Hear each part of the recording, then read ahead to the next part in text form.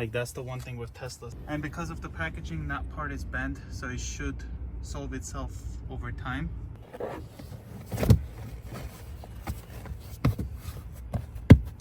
As you guys can see, it is now all snowy and slushy, and here's how the Tesla OEM all-season floor mats are holding up. And this is why you kind of want to have the all-weather ones. When you get inside and your shoes are dirty, you bring all of the dirt and snow inside the car, and as you can see, it does collect all the water that melt afterwards.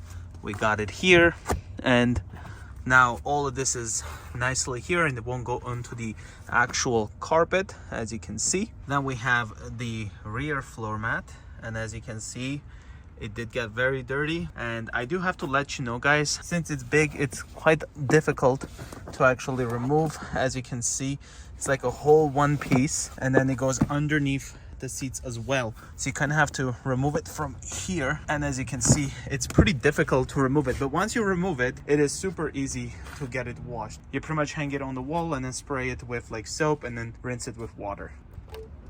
And lastly, here's what the passenger floor mat looks like. It nicely fits and collects all the dirt and water, so definitely worth it if you guys have a Model X to buy the OEM Tesla one.